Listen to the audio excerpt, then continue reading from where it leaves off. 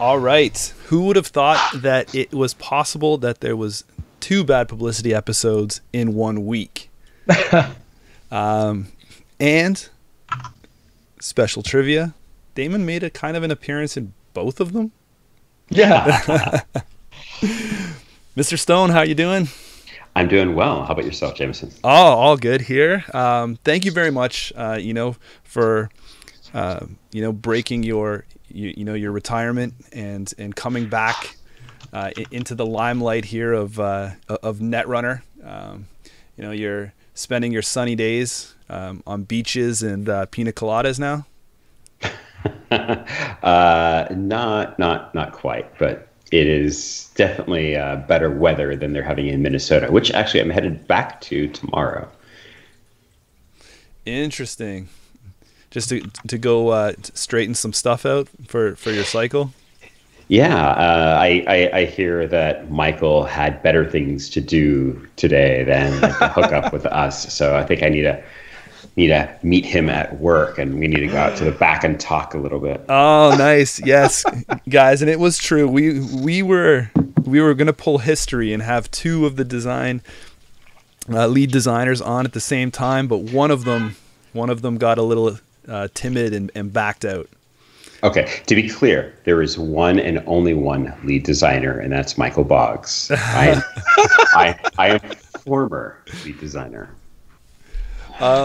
So then, is there, can you lay rest to the rumors that, and this will be the only, this is obviously a conversation about revised core, but there is a card that was released in Terminal Directive called Mr. Stone. And then the rumors started flying that was, was it Damon? Is it Damon? But I don't know, VP of Retirements, in the little flavor text, was it hinting that you were moving on to better pastures? Was that your little sneaky way? No. Actually, Mr. Stone is a character created by Dan Clark, the author of Monster Hunter. And it is the antagonist to, Reina Roja's protagonist. So it was, to me, just necessary to have him in the game somewhere. He's so iconic. I mean, he's shown up on a number of cards already in regards to Reina, and you never give up on a good villain. So it was good to bring him back. Yeah, I both Hollis and I have read that book, and it was a wonderful read. I really hope they continue with those little. Well, they're not really short stories, but you can digest them. Novellas. Yeah. Perfect. So there, you laid it to rest. It is not a reference. It was not your way of getting yourself into the game. No, Mason Bellamy was my way of getting myself into the game. Yeah. Who came up with that name, by the way? The original name that the art had been commissioned under was Mason. I can't remember the last name, but it was Zoe Robinson who had come up with the original name. Mason is somebody who works in stone, and Bellamy is French for friend. So it made, which Damon is sort of like the Greek, the meaning of the name Damon is stalwart friend sort of thing. So it was just a little bit of a play on my own name. Okay. And also, having grown up in the 80s, Bill Bellamy was a comic and MTV personality and black actor that Bill I Bellamy. was a big fan of his randomness. So I thought it was a double shout out. I always like to hear about those hidden little spins on things you put in. You had some good ones last time, and now we continue the tradition. Do what I can behind the scenes. All right, Hollis. So we're here to talk about revised core, right? And let's just say that I don't know if this was it the worst kept secret in Netrunner history. So the thing is that I don't like to point elbows. Oh man! But like what happened was that I remember it was at some premiere event at Netrunner, and there were the whispers of Core 2 being a thing. And I remember going, I'm sorry, what is that? I don't understand. What are you saying? And I kept hearing more and more whispers. And eventually, by the time the event ended, it was like everybody was talking about something that was going to change in Netrunner that was not announced, but like couldn't be talked about. And of course, I was like, okay, I can't ask Damon or Lucas or anyone. Like, I can't ask anyone about this because they can't confirm anything. So it was just kind of this thing that everybody talked about that no one could confirm. And it was just in this weird limbo. Definitely one of the worst kept secrets in there.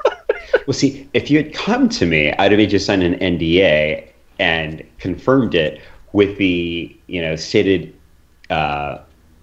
expressed statement that you have to tell me who told you. I would have gotten everybody under NDA to figure out who it was that was leaking. Like, it's like, for real, like real talk. I'm not Hollis, but I'm gonna give you just a little bit, just a little bit of real talk. It's really important for designers to be able to trust their playtesters, and when things like this come up, it is incredibly hard to do so. And you start questioning everything that your playtesters tell you.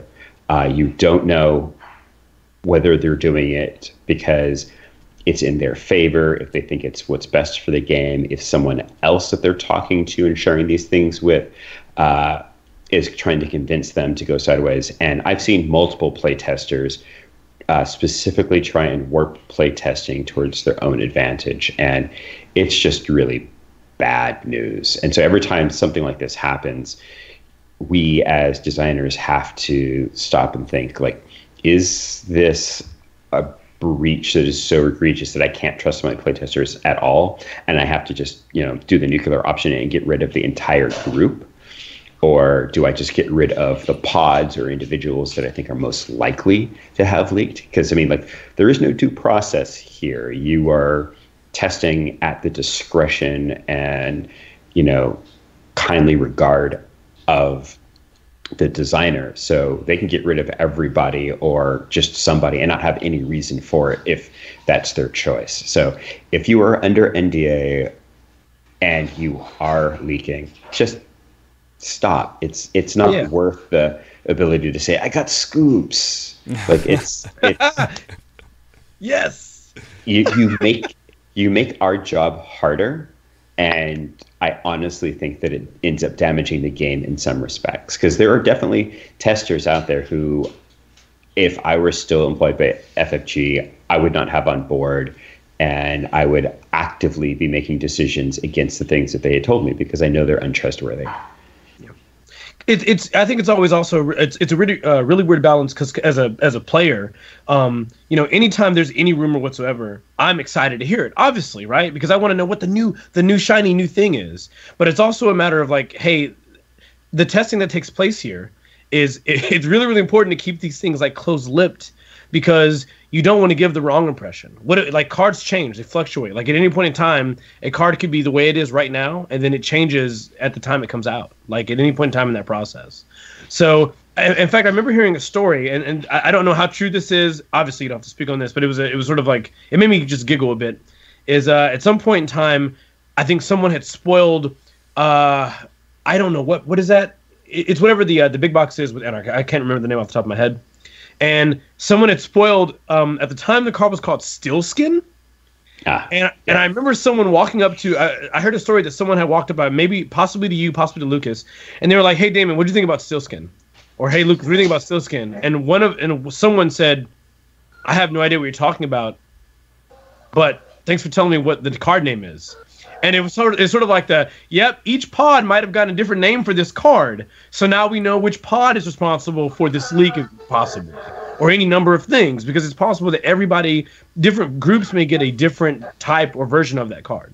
So, yeah. So when I test, I set up things in Silo and in Black Box. So Silo is a group of pods that are all working together. And each silo may be getting slightly different variations of the cards, or with slightly different directions from me. And Black Box they're my red team. They're my go-to. It's like, hey, I need you guys to break this card, or I need you to try every variant of this kind of deck type.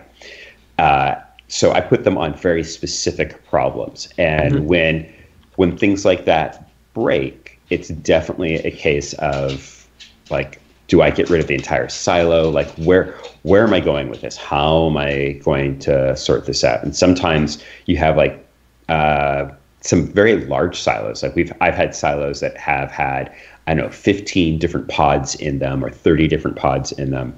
And I would hate to have to get rid of everybody, but yeah. One bad apple in the bunch, right? Yeah. It makes my job harder, and I honestly think it makes the game worse. So, because testers do so much work, and to not be able to trust them, I think, makes an inferior product. So that being said, so we've heard, the rumors about core, a new core coming for a long time. And then there was that, that little icing that got splashed on the cake when the Chaos Theory plastic came out, and it had the core symbol in the corner, right? So it just kind of like threw more wood onto the fire and stuff like that. So just kind of wondering when did the whole idea kick around that Netrunner kind of needed a new core? Well. Let's start off with, I honestly believe that the core set symbol in Chaos Theory was an honest mistake. Like, that was not a printing from the wrong file sort of thing, as is evidenced by the fact that it's an entirely different piece of art. Right. It just happened to, really engender a rumor that also happened to be true. It's like why they always tell you to show your work in math class, is that it's entirely possible to get to the right answer, but do the problem incorrectly. As to when it became a thing, I think maybe about halfway through Sansan is when Lucas and I had really sort of solidified on how we were going to broach the subject with executives. And then Mumbad was when and this is design, not during release, that we had figured out on how we were going to pitch it and started working. Then I started working on it. Wow. You said halfway through Sansan. So you said that was design. So this would have been, this would have been when around the end of Spin getting released. Maybe. It may have been like after Sansan was completed, but it had not been sent to the publishers, or before. It was definitely before we had started Mumbad. Okay. Like, I did an interview with somebody, and it may have been you guys, in regards to like what would it take to like get a new core set? And I went through this whole rigmarole, detailing all of the problems. And I knew that those were factual because that was literally the process that we had just gone through. That was definitely us, Jameson. We had the scoops first, Jameson. That's what that means. We had the scoops first before it was known. Thanks, Damon. We appreciate it. Okay, so back then we were asking those kinds of questions. I believe that you guys were already in the thick of that process. It was something you were actively discussing. Obviously, you can talk about it. Absolutely. Hollis, you got something there? That was, man. I'm just thinking about how long that was. It was a couple of years, because that's what I told you guys how long it would take. Yeah. I mean, wow. I remember like a comment on like a Facebook post about it as well. You were like, "Hey, minimal 1 year at best, 1 year from design to like getting things finalized to production." So that's amazing. I mean, so looking at the list here, it's pretty like a fair amount of things changed, obviously, right? I don't want to go too much into like a lot of specifics as far as like per faction, but I guess let's ask this first, okay? So okay. Just to recap maybe some of the stuff that where you said that we kind of laid this out before, but I've never done it, but I assume that it's probably very, very difficult to design a core set or 1.0, right? So let's just assume that it's very difficult to do that. Now, how difficult is it to revive a core set? Like I equate it to like, you're almost like a remake of a classic movie, right? Like, is that pressure there? You're like, well, I don't want to screw it up, but I want to remain loyal to the, to the fan base, but I want to introduce it to a new, genre of people. Yeah, that's actually a really good analogy. It's like watching the first Batman movie where, with Michael Keaton and Jack Nicholson. Like it was awesome. It was comic book, zaniness, but also like a really gritty sort of take. Like you just didn't see that kind of seriousness, applied to comic book movies. Before that, it was pretty much Superman, and most of those movies were lame. But but at some point, the Dark Knight comes in and it's a redo, and you have to try and hold true to the sense of who the character is, but you also want to put your own stamp on it. I thought the first core set was a fantastic piece of work, and Lucas did an amazing job at it. If that core set had not been as fantastic as it was, none of us would be here right now talking about a revised core set. The game would have come, it would have done, some amount of work, and within a year or two, it would have stabilized and had a small following and not have gone anywhere, maybe even haven't gotten canceled. But the first core set was amazing, and he just did such a good job. I'm in awe at how thoughtful he was, designing something essentially from scratch. Obviously, like Netrunner was a game mechanically that existed previous, as created by Richard Garfield and published and developed by Wizards of the Coast. But he took a thing that, for all intents and purposes, was entirely different conceptually from this is how we're going to present this, and this is the world in which it lives, and this is how all of these cards interact with each other, and created something compelling. And I needed to create something just as compelling, but also, incorporating all of the knowledge that we had gained over the years, and not screw it up. So, it hasn't been released yet, so we don't really know how it's actually gonna go. But all indications are really positive. The playtesters that played core only were really positive, and they did wonders. And once the complete card list was released to the community, the input has been overwhelmingly positive. So I think I had the right idea. We'll see how the execution comes out. Now, I was kind of pondering this the other day, and I don't think that I'll do this, but how hard is it to market something like this halfway through a game's lifespan, where who is the target audience kind of be? You have like the people that are going to play this competitively, and you're designing a core set for those people to say like, okay, this is in, this is out, we're moving cards from these certain cycles in. But then you have the people that are going to pick this up for the first time, and they're going to experience Netrunner from this core and build off here as their jump block. How do you balance that?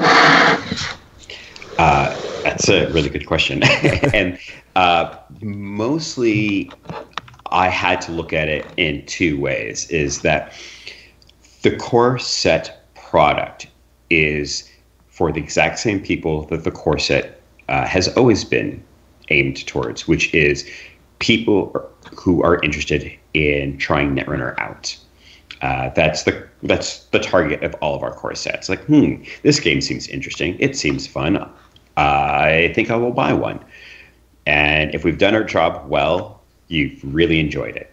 If we've done our job especially well, you may want to buy some of the chapter packs or the asylum packs or the data packs, just depending on which game it is that you've picked up the core set for.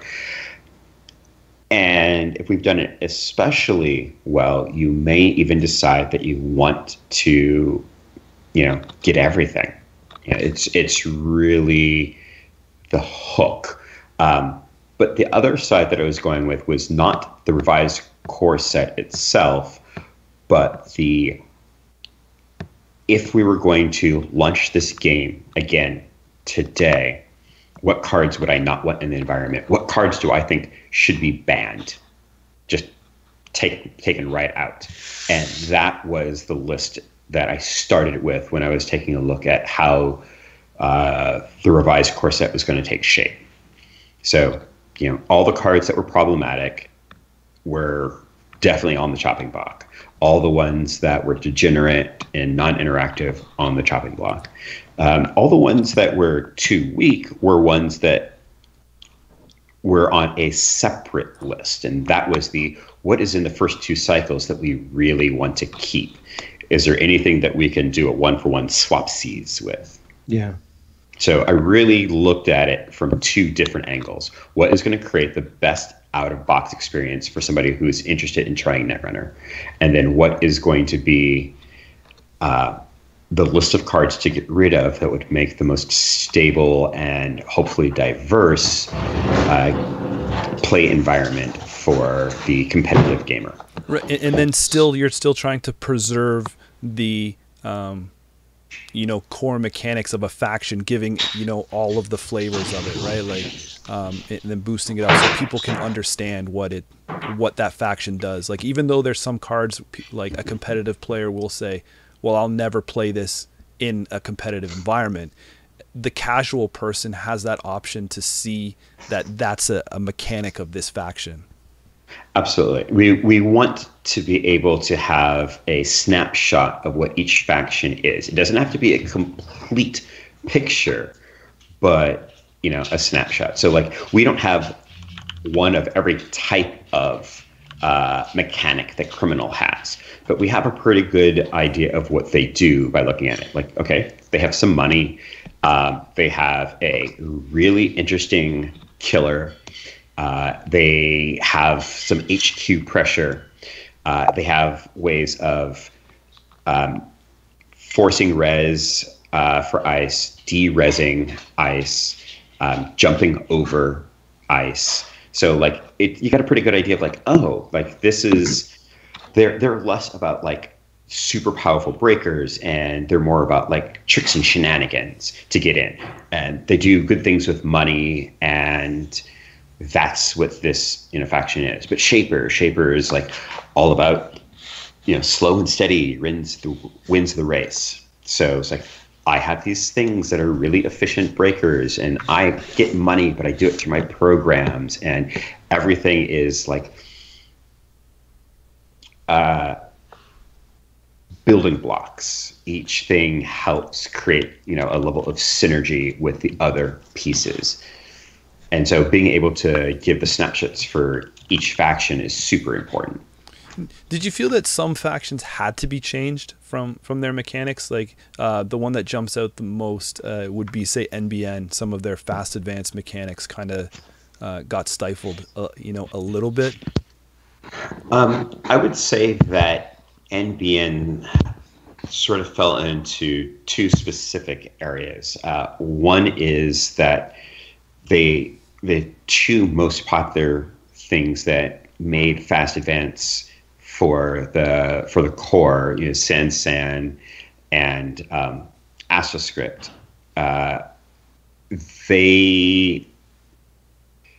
AstroScript was just too powerful. It always has been. The moment you get a deck that has three of them in there, the runner is on a clock, and the corp is able to just leverage one into another, and it just gets harder and harder for the runner to be able to fight back. And that is not really the way that I think fast advance should work. Fast advance where things get easier, I think are better examined by the way that Jinteki does it, with that 4-2 that becomes, I'm sorry, is it a 4-2? 4-1? But it's a 4 advance that becomes a 3 advance, it becomes a 2 advance. Like, it starts off hard, gets good, and then gets easy.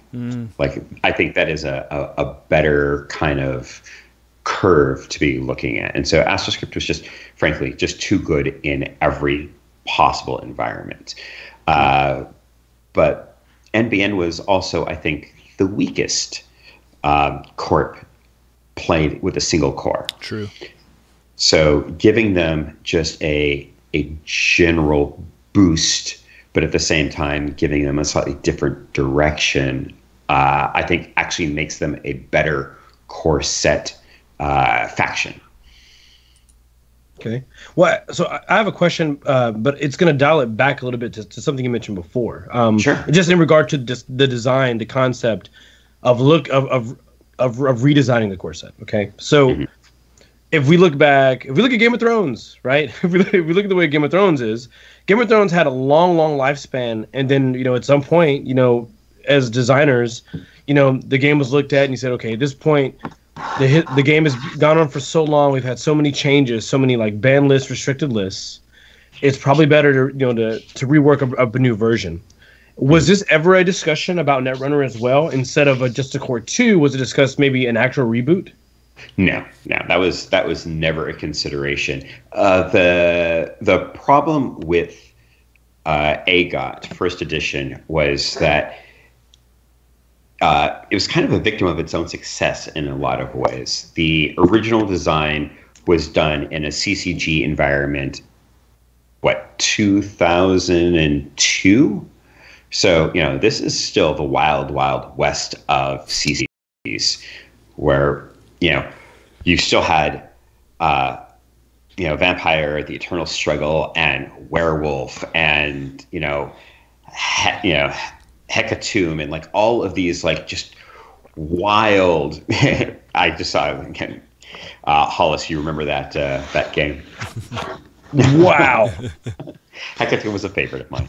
But so you had all of these things, and they were kind of like all over the place. There was a really good basic structure developed, but the structure was not robust enough to deal with heavily innovative card design and particularly innovative players.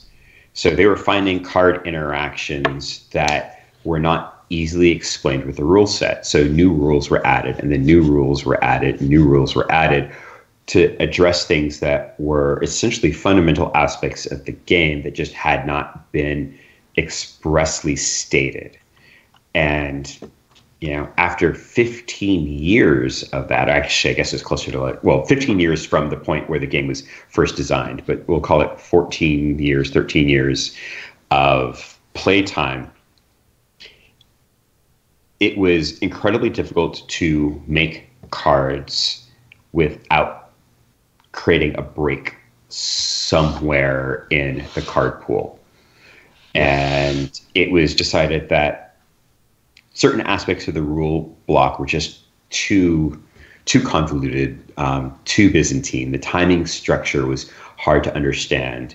Why not redesign it with the knowledge that we had, but with a good 10 plus years of just design knowledge for games in general, not even just a Game of Thrones. And so now you have things like reactions and a very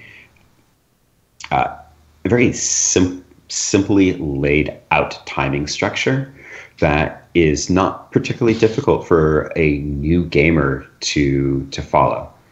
That was not the problem with Netrunner. Netrunner's problem was just that there were cards that were created in the core set and in other places where we did not know where the play group was going to go, where the metagame was going to evolve, and certain aspects of the timing chart had not quite been as detailed as they could be. So we had some cards that were kind of hard to understand about how they interacted with run timing or, who has priority.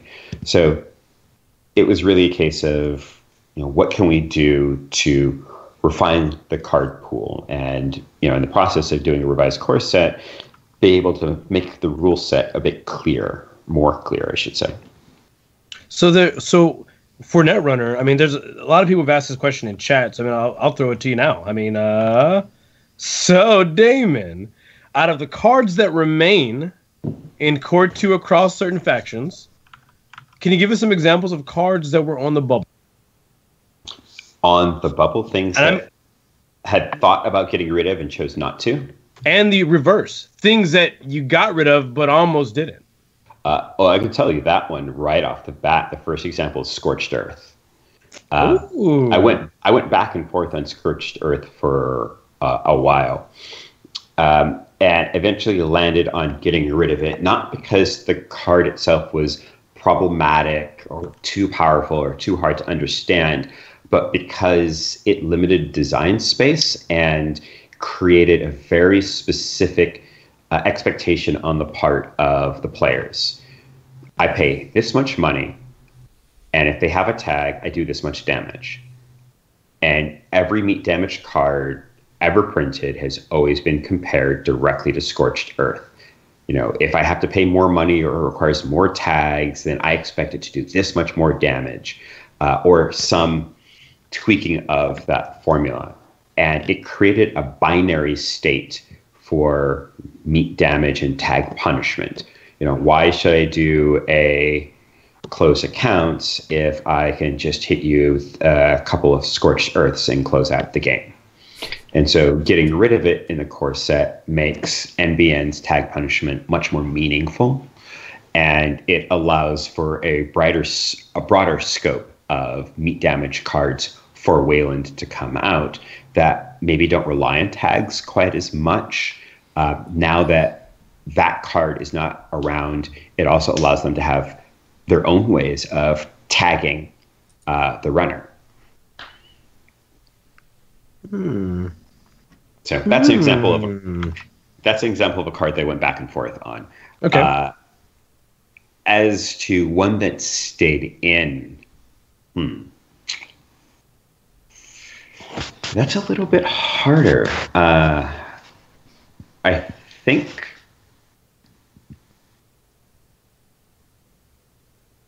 Cyber Feeder actually is a good example of a card that was on the cusp for me.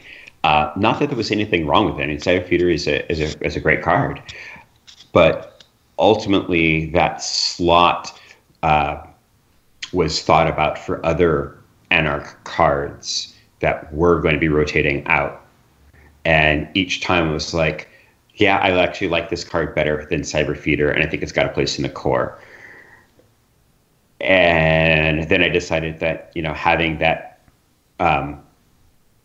that money, that coming back again and again, even if it was only a single credit, was kind of important for the way that deck was going to play. And then I saw another card that I really wanted to think about, including. And so maybe I was going to take Cyber Feeder out, and I ended up sticking Cyber Feeder right back in.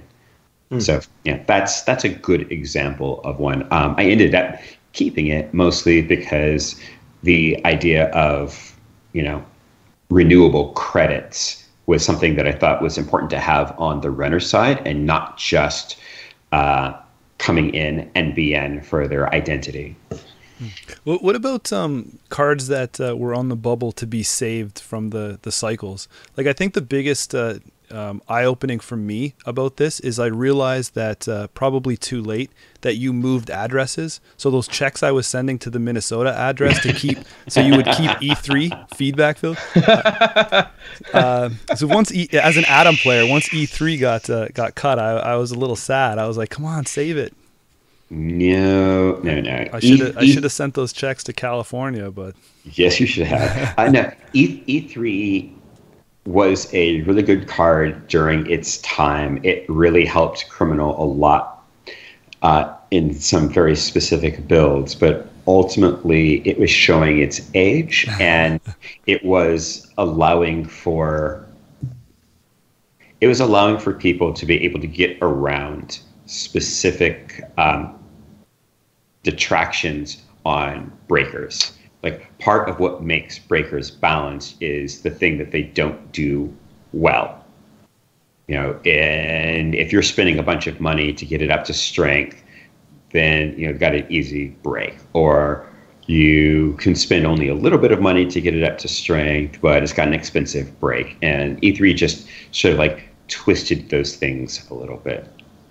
You know, just that ability to, like, okay, I used my breaker for one thing, and now I'm going to ignore it and break all the rest using this. Any other interesting cards from those two cycles that kind of went back and forth? Do we save it? Do we not save it? I mean, like, all of Reyna's suite was tell us. was up for consideration, and ultimately it was decided that they were too complicated to have in a core set. Just the way that they functioned, which had turned out to be an absolute requirement, because the decks that I made without the click to install, then click to move, were just brutally oppressive. Like, it was not fun to play against the way that those decks worked before that was a requirement for them. And then I thought, instead of Darwin putting Knight in, so she would have at least one Kaisa, there was a point where Deep Red was going to go in instead of Spinal Modem. Like, these were all things that were up for consideration, but ultimately I think the right choice was made, which is not bringing in any of that Kaisa, letting Reyna stand on her own as a bit of a credit squeeze in the core set. Adding to, like, Anarch's real thing, which is just general corporate pressure. And I'm hopeful that, you know, she will get some things that are really sort of themed towards her in future sets. But yeah, that's up to Michael. I'm gonna take a quick second here. Sorry to break the flow, but I want to respond to a few things I'm seeing in chat here, and just kind of give the overall, like, some of the opinions, Damon, because I know we love opinions. So, like, someone did actually ask later down in the chat. They said they had asked if you had talked about Parasite or Account Siphon yet. Now, I think we can all agree why they're not in the core 2. But, you know, if you want to give your opinion on it as to why they're not included. I mean, you guys did a pretty bang-up job about why Parasite was not included already. I don't really have anything more to add to that. Yes, I love that answer. Watch last episode. That was a good answer. Watch Bad Publicity's last episode for my thoughts on Parasite as given to you by John, Jameson, and Hollis. You guys are, I mean, when you're spot on, you're spot on. I think that the one thing that people could stand to think about is asking themselves why a thing wasn't included. You will probably come up with the same answers that I would give you. Just because a thing is your favorite thing or to you is iconic doesn't mean that it's necessarily healthy for the overall environment nor healthy for the core set.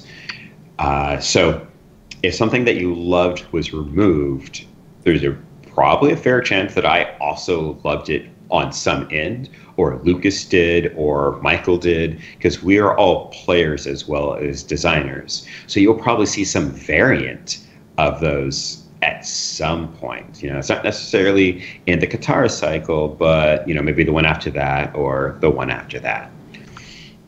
As to Account Siphon, that is actually a much easier answer. Account Siphon is the single most complained about card out of the core set by new players.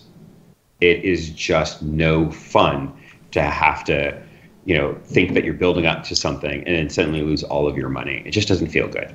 And if you can get a second Account Siphon off, even if there's no recursion, it's just oppressive for new players. It's a major NPE. So moving it out of the core set with the knowledge that at some point Criminal will get things to take money from the court again. Yeah, it was not something that I had to think long and hard about. It was a pretty simple decision. And I'm actually gonna, on top of that, I'm gonna interject another statement or / question. Someone asked, was there any talk about rotating out an even larger chunk of the card pool for each rotation, or rotating cards out faster? I'm gonna step in a little bit and just warn you guys. So, Damon, as normal, we've had the normal center conversation. Things that may or may not be happening. Things that basically are not announced or speculation. Damon can't answer questions on, but I have an answer for this, kind of, sort of, a little bit. Jameson and I were at Gen Con this year, and we had asked Andrew Navarro about rotation and things like that, about whether it's going to be accelerated. And pretty much the default answer, the answer we get from a lot of people at FFG, is that this is something that's actually being monitored heavily on like whether rotation, faster or slower, whatever, affects the overall health of the game. So while right now it may seem really slow, like I know that I think it's slow, it doesn't mean that it's not subject to possibly change in the future as they see as the need arises. To me, I feel like Netrunner was maybe I think it is the first game you guys have intentionally planned rotation around, right? That is correct. It will be the first game to hit rotation. Yeah, I mean, so in my head, the way I look at it as, if it's the very first game, it's definitely, while I know they can play test, they can use play testers to the heart's content to determine what's a good like speed. The truth is, you don't know what the good speed is until the rotation actually happens, and you determine what that player base is, how the player base is adapting, and their opinion on the current rotation cycle. And then, of course, on top of that, it's, okay, is FFG happy with what the play testers and actual players are saying about the current rotation cycle? So I would love to see it faster. I'm on your same page, but who knows? Who knows? Right, Damon? Who knows? Not me. I will not lie. Like, since I no longer work for FFG, I can state my personal opinion on things like this. And that is, I would have loved it if the first 3 cycles were rotating out. Wow. But first 3? First 3 cycles. Whew. Now, that's not to say that it would always be 3 cycles at a time or anything like that. But as this particular point in the game, with the way that it has been for the last 2 to 3 years, seeing the first 3 cycles go, I think would be a really good place for the game. But I'm literally just one voice amongst many. A strong voice, though. Yeah, man. Gotta flex that muscle. Okay. Damon, on the flip side of things, what about one card that I wouldn't mind your opinion on why it got taken out is in the Byroid side, accelerated beta? Yes. Oh, that was actually a card that I went kind of back and forth on. And eventually I went with my testers. And by testers, I should be clear. I had 2 entirely different sections of testers for the core set. I had people that were doing all the various iterations of the revised core, but I also had several pods that were testing the original core, people who did not play Netrunner.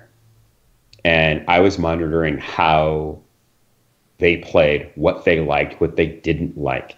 And accelerated beta test was a pretty controversial card amongst them. When it went off, the people who played it felt great. The people who got played against felt terrible.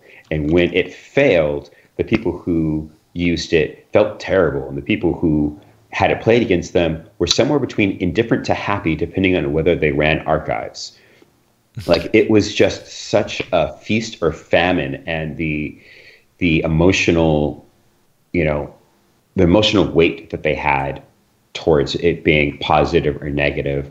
I ultimately decided that, as an iconic card as it was not a card that should be in the core set. I really would love to see a card that does, pretty much that exact same thing, or, just enough of a modification that players don't feel cheated about it being out of the core set in the future, because I think it's a good card and it does what it's supposed to do and it does it well. But, It was one of those cards for me that made it the games exciting to watch at a high level. You know, when someone scored a beta test and you're watching it on the streams or in person on top tables, and then you're thinking, because of the choices that are involved, right? You're like, well, I have this many agendas up. How many could be there? What's going on? The player has a choice to trigger it or not trigger it. And I mean, and yes, you are correct that the risk for reward level is all over the place when, depending on what side of the table you're on. But if you trigger that and you hit some powerful ice, yes, amazingly, the game does swing in your favor. If you don't hit anything and you hit those agendas, or you lose pieces of your combos, right? Like, it was a really fun card. I'm sad to see that guy go. Now take that and recognize that pretty much everything you just said comes from a high level competitive player. True. Put yourself back into this is the first time you've triggered this agenda, or the first time someone has triggered it against you. Like, it doesn't take very often for that card to whiff or that card to land really well for you to cement in your mind that this card is either the best or the worst thing possible. Yeah, but I think it's the randomness of games, right? Like, if you have if I just happen to roll a number and if I roll a 4 and I land on your boardwalk with a hotel, I mean, it happens, right? True. There is a reason why Monopoly is very much disliked by I know. I realized that halfway through my little analogy. It's the worst game. Like, if you paid attention to any of the comments that have gone on today on Netrunner Dorks on Facebook, there is a whole little sub-thread about consistency versus control and how people feel about being in control. Like, don't get me wrong. I like, that randomness. I like the feast or famine. If you build your deck right, you can do really good things to minimize it hitting you in a negative fashion. And you can prep yourself, leaving enough time to, make up for the fact if it hits you wrong. But again, that's the thing that experienced players do. And a core set is not targeted towards experienced players. A core set is primarily targeted towards people we want to get into the game and falling in love with it to become experienced players. So like I said, I want to see that card again. I just don't want to see it in a core set. But do you think that some of that weighs into why people have that love-hate with a certain style of Jinteki, like the bluffing style? We don't see that as much, and that's more gets moved over to like the fun side of Netrunner, so to speak. Yeah, I would definitely say so. People who play Netrunner tend to be really good at customizable card games. That is their niche. That's the spot where the majority of them are comfortable. They're not necessarily people who play a lot of poker and understand how to read tells and how to get a good sense for how to bluff things out in a fashion where you are going to be able to take advantage of people who are less skilled than you in that area. And so they opt for the things that give them the best chance at succeeding most frequently under their control. It doesn't matter if it's the best chance at succeeding if it's random, quote unquote, or if the opponent can control it and it still comes out in your favor 9 times out of 10, people aren't going to like it as much as something that 8 times out of 10 they can control. So yeah, bluffing, and whether it's an ambush or if something is a trap or side games, those are all things that a whole classification of players hate. Another set of players absolutely love. So. And then as an extension to that, thank you for saving Trick of Light. You're welcome. It saves me from time to time. I have a statement, not so much as a question, but like it's not surprising to see that throughout the multitude of criminal consoles that have come out, the ultimate answer to stop people from playing Desperado was get it out. Just take it out. Pull it out of the game. Pull it out, and that way, if you take it out of the game, they're gonna play another console. Because it was basically the console that effectively set the standard for every console in any faction. It's always like, how good is this compared to Desperado?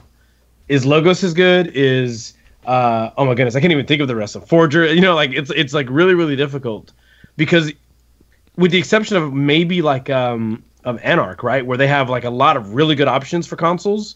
Mm-hmm. It seems like the consoles in the other factions are so polarized. It's either like in Shaper you have Astrolabe or you have Astrolabe. Because it's a one-cost console, gives you a memory, and at the time, the meta was such that it was hugely impacted, helped the runner very much for having that card. Sure, absolutely.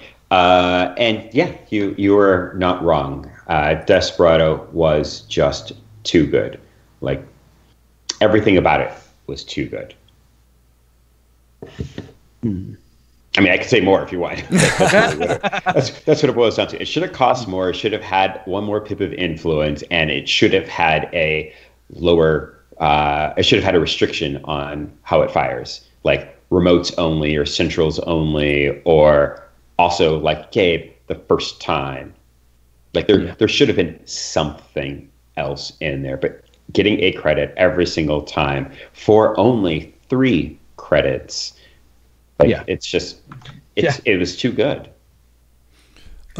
I could see, and I don't want to dwell on it because I think it's clear. Some of the IDs that got pulled out, Noise got pulled out, Kate got pulled out. Gabe was left in there because out of the, it's not like you're going to throw Andy in there. On the other side of things, Engineering the Future, pretty clear why that got pulled out. The ones I wonder about is Wayland, Jinteki, and NBN. Did you have any thoughts on maybe rotating those, or was the one that sticks out to me on that's the most iconic is the Jinteki one. Mm-hmm. So I see saving that one, let RP rotate or move on. But Wayland and NBN, did you flip flop on if you should kind of push those out, or were they too not even a little bit to stay? No, it was really a case of the belief that there was nothing wrong with those particular IDs. As a matter of fact, Wayland is a great example of proving that Engineering the Future was too good. It's not every time you play an operation, it's when you play a transaction. Like, Engineering the Future is just when you install, not when you install ICE or install an asset. It's just when, or even like install something in the root of a server. Like, it's just flat out, here's some money. Wayland's like, transactions. And there were not a lot in the core set. And, to date, there's still not a ton of them. So it was just generally thought that it was, perfectly balanced, and there was no reason to get rid of it. And then the other stuff was correct. Like, Personal Evolution was just too iconic to move, right? Not that it was too iconic, but again, there wasn't anything seen as being wrong with it. And RP is a bit more difficult to fight against as a brand new player. Like, the idea that I need to have, one card in my hand if I'm going to score an agenda is pretty easy to figure out. But trying to work out, okay, I need to hit a central server first. But if I do that, okay, well, I'm going to need to do this thing. And then can I? Okay, no, I need to. There's just, it created a little bit of analysis paralysis in newer players. So, PE worked really well, was considered a balanced card. No reason to swap it for something that might be a little bit more problematic for new players.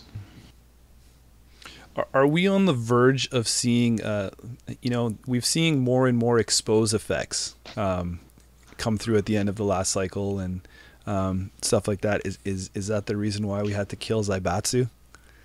Are we on the verge of seeing a new dawn to expose? No, Zaibatsu has gotten rid of just because it was a card that was rarely played.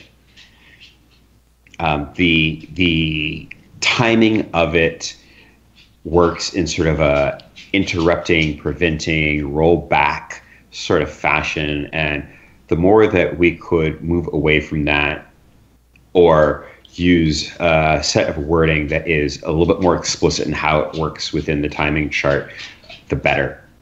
So it was a card that just never really quite pulled its weight. Generally speaking, people didn't play a lot of expose, so putting a card in the core set that prevented expose was just, one more quote unquote dead card. Hollis, what do you got? Anything? Oh, you're muted. You were protecting your loud typing. Yeah. I'm sorry. I'm chat man. I got a few questions from the chat. I don't want to keep you too long. So Adrian Herbert wants to know, out of the revised core set, are there any sort of so specifically what he's called it was combos or synergies that you sort of have planted in the revised core that you want players to discover? That is not something that I am willing to give an answer to. Gotcha. Play the core set, look at the cards. If there is anything in there that is certain kinds of synergies or combos, you'll discover them. New players will take a little bit longer to figure out, but old players will be able to hit them pretty easily. I mean, there's definitely some cards that I think are important for play styles. So like Jinteki, the inclusion of Ronin was a really important step, as well as Celebrity Gift for Jinteki play. Now I have got that Junebug out there, and you don't know if it's a Junebug, you don't know if it's an agenda, you don't know if it's a Ronin, but you do know that Trick of Light is also a card. So when do you check it? Do you check it right away? Do you figure, oh, well, I have enough cards, and as long as I keep cards in my hand, I don't need to worry about it. They're not at match point yet. I don't need to go take a look at it. It forces the runner to ask themselves a series of questions that, because there's no perfect knowledge, not a perfect information state in the game, they have to make choices and they have to take risks. I feel so old when I say this now, but all these new players that are going to discover this core set, kids these days don't know how good they have it that you included Celebrity Gift, right? When the old Jinteki core, how we were hurting for money, and now they have one of the best econ cards. Man, you guys are spoiled. Damon, you spoiled them. Hey, what can I do? And it's not that parents have a favorite child. They just love the newest one more because they haven't pissed them off yet. So, welcome new players. Yeah. And then Hollis, as a spoiler to the question you asked in chat, one of the iconic combos that got saved here is Project Beal is in and Psychographics is saved. So.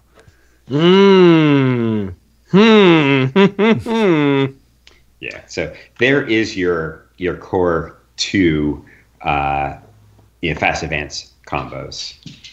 You get your SCA source, you get your Psychographics, you get your Project Beal. Let me ask this. Sorry, Jean C wants to know: were there any cards that were almost errated versions of cards in the revised core set? Like basically, maybe you wanted to keep them, but with a slight change. There was definitely some thought for some cards, but ultimately it was decided that we didn't want to have 2 versions of cards rolling around. Where it's like, oh, this card has a different cost or a different influence, or the wording has changed, or there's now a restriction to it. It would just create too much of a problem, too much of a hurdle, and an unnecessary one for new players to have to learn that, this card now costs this much, and when someone else is playing it, it's a different amount because they're using an older version. So it was a thing that was considered, and then it was decided that that was not a direction that was going to be noob friendly. Okay.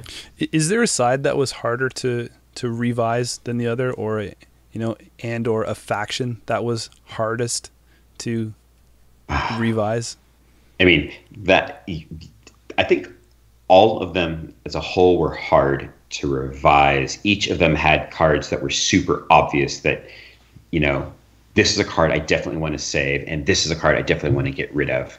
But I don't know if I could say that there was a specific of them that was super difficult over any of the others. I think I'm almost out of questions. There was a chat question here that says, do you feel that one day they'll have to revise some of the big boxes similar to what they've done to the core? Because as those don't rotate, right? Or currently don't rotate. Yeah. Well, I mean, like the core set doesn't technically rotate either. One of the things that was stated when we talked about rotation was that the core set, the big boxes, were not part of the rotation schedule. That, as long as those were the current form of that thing, it was always going to be legal. And so that was phrased in such a way to always allow for us to replace a thing.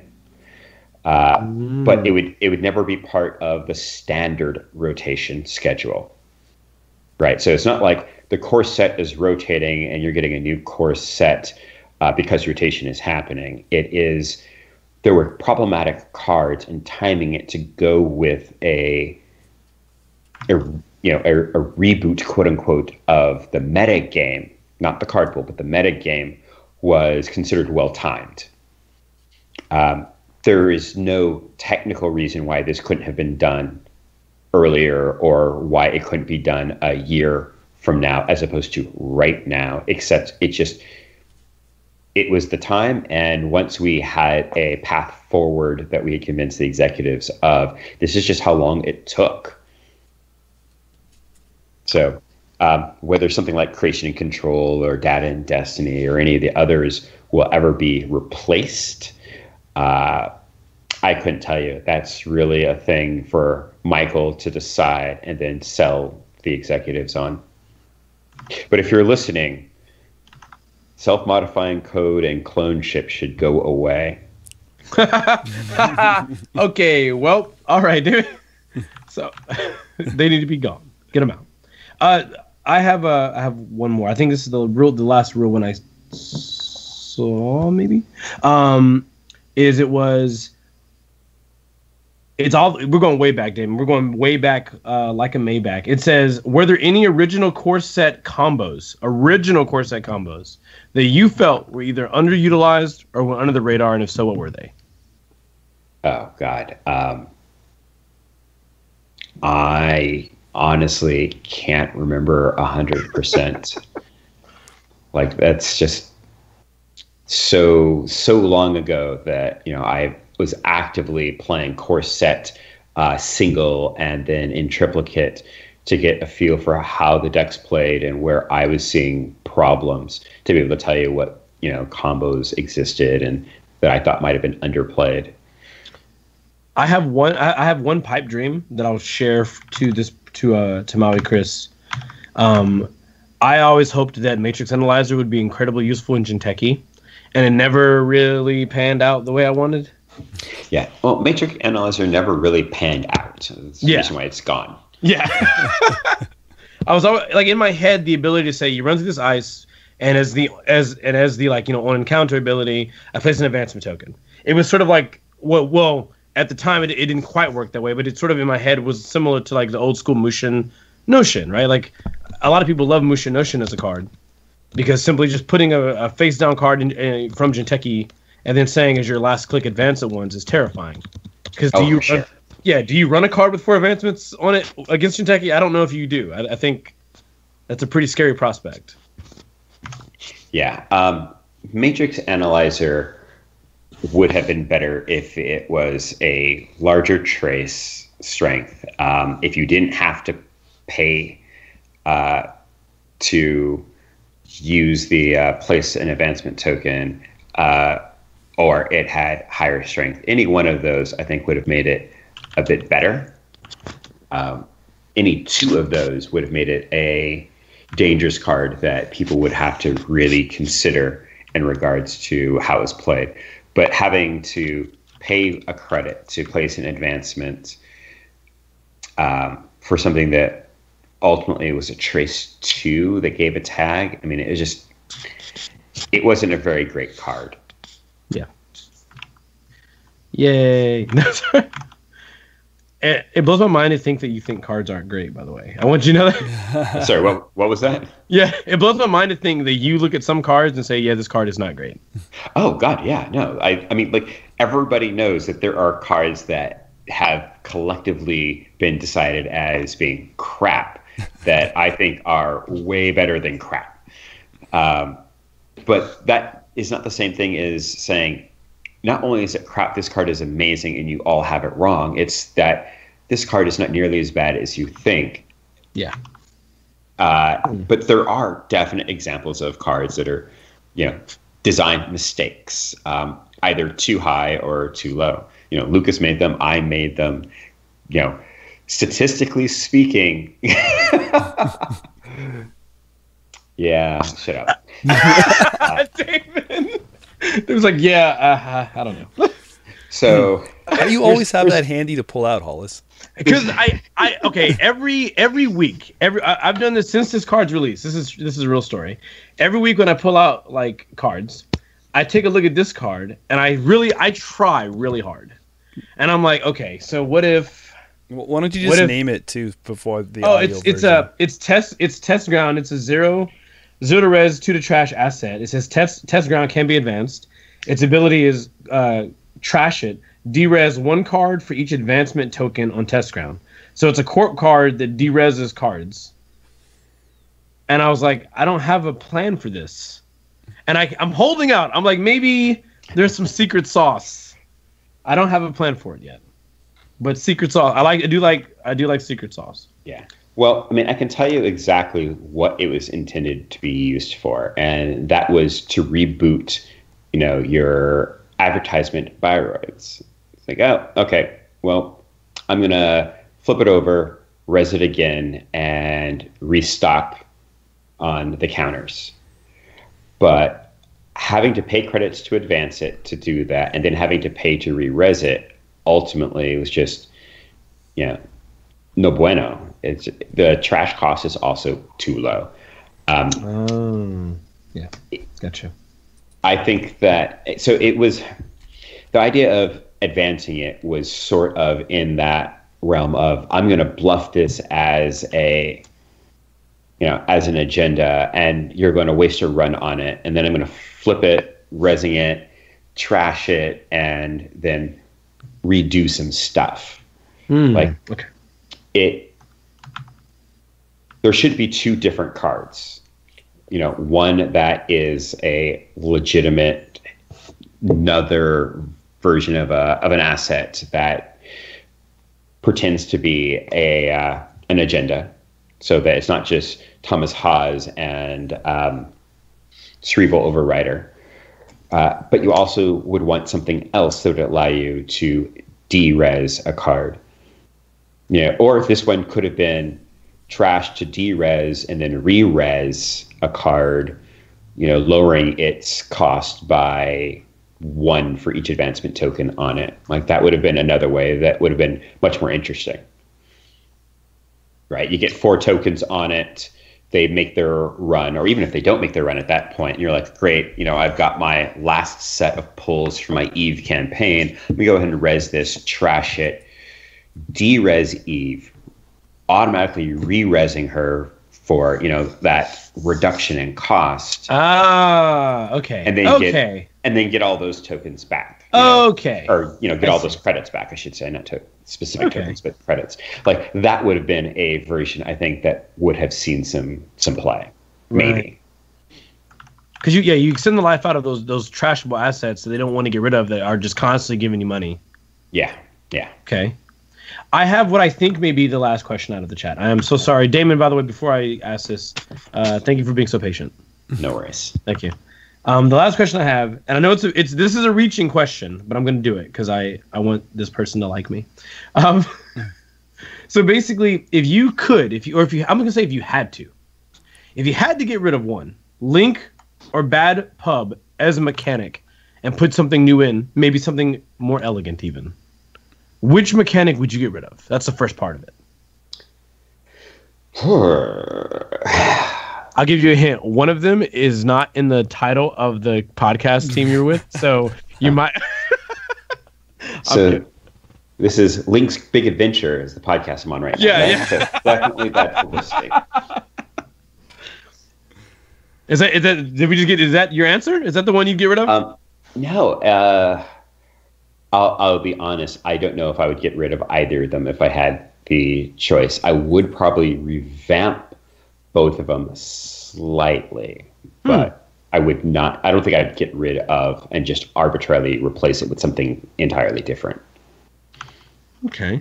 And then this person asked, depending on your answer, do you think it's possible? And I already know this answer. Do you think it's possible Link will ever be used for other things? Perhaps maybe even like side games. Is it possible? Sure, it's possible. Of course. The Damon, there it is, the Damon answer. We made it. I'm sure it's possible. All right. Cool. And I think that is, unless I go way up, and I think you've actually sort of organically answered some of these questions that they've asked before. I believe that's all the questions I have out of chat. Excellent. In parting then, Damon, do you have anything you would like to get off your chest and say to the community while you have the floor here? I'm going to sit back. I am still the best dressed person in Netrunner. What? No, all joking aside, I am just really glad that I was lucky enough to be at the helm for a little bit. For a game that I love, standing on the shoulders of giants. Lucas did amazing work and built off of Richard's just super elegant design, and I'm super looking forward to what Michael has in store for all of us. We call that passing the torch. Damon, thank you so much. That's very nice of you. Thank you, man. Yeah, we can't thank you enough. Really appreciate you spending time with us. So glad that you were able to. Unfortunately, like we said, Boggs kind of bounced out, so we couldn't unite the two dragon heads. But maybe there'll be one time in the future. We hope this is not the last time we get to speak with Damon Stone. We'll see. No, in all honesty, once stuff from Qatar starts coming out, I think that'd be another cool opportunity to have us on, so we can sort of go back and forth about design versus development and stuff like that. Oh man, I would love to hear them argue. I can't wait. I hope they argue. I don't know how much arguing is likely to happen so much as, he expresses an opinion. I'm like, yeah, I totally get that. That makes a ton of sense. And me saying a thing, it's like, yep, I totally get where you're coming from. Designers don't tend to argue a ton. Yeah. Even when they disagree, they totally understand the reason why someone is going in a certain direction. And we're usually not overly emotionally invested in any one particular thing. We just really want to make something work and something fun and enjoyable. I'm sorry, I can't let this slide. Why is Corroder out? I saw it in chat. I was like, I can't let that slide. Be a question. Why is Corroder out? Because it was the barrier breaker of choice for years upon years upon years, and it was time for other things. I'm done with that. Paperclip, guys. It's a thing. It's the truth. I promise. That's the one you asked, though, Hollis? Why is Corroder out? I mean, someone asked it. I was like, hey, why not just throw it in there? Last second, buzzer beater. Just get it in. See if we win. Like, Man, you should ask something more fun, like Code Cracker or Data Dealer. why is Lumeria Cracker? I don't get it. Card flip. No. I wanted to say this isn't. Well, I mean, I guess this counts as real talk, but I'm not going to give. Damon's already given his real talk, so I can't add it. He took it from me. But Damon, I wanted to say that like ever since I started playing the game in early 2013, I tried my best to really stay like keep my ear to the ground as far as like any and all content, as far as like podcasting goes, videos, stuff like that for the game. And even back in the old 2013, 2012 Nationals coverage with Team Covenant, where you were being interviewed by Mr. Wooly, the Wooly Man. Yes. It was really good to have. It was really good to have your perspective, but also as I've grown to do more and more of this content and spend time with people at FFG, it's pretty clear that the people that work there are very, very passionate about the game. And in addition to being fans and players, they want the game to succeed and do well for everyone else who's playing it. Definitely. So huge props and thank you to not only yourself, but to a lot of the staff at FFG. Those I can name off the top of my head and those that I can't. We really appreciate the level of effort and like concern you guys have. We know that there's some late nights, but we also know that the job can be incredibly fun, and we just appreciate your hard work. Thank you so much. Thank you. Damon, on an end, we just had one fun one. Very quickly off the top of your head, they says if Jameson and Hollis were runners, what ID abilities would they be? No. No. Let's see. I think that Hollis's ability would be to trash a card from hand to force his opponent to scoop up a card from the table. Oh. That's the true testing grounds. And Jameson, let's see. I think that these specifically, okay, runners. So yeah, I think that yours would be at the start of the game, before you draw your hand, you may find one card in your deck and add it to your hand, and then draw 4 cards. What? No, but wait, the restriction: no mulligan. Oh. I still like it. I dig it. Guaranteed to start with something, but you can't. I would manipulate your hand otherwise. I would choose Jameson's ID every time. You know what? Yeah, I might. I don't know, that ability to like, okay, that piece of ice there, I'm gonna discard this card from my hand, and you're gonna have to scoop it up. That's pretty strong. Pretty strong. I might have to stop playing Adam and play that. Yours is so good, Hollis. It may have to be a card at random. Man, come on, man.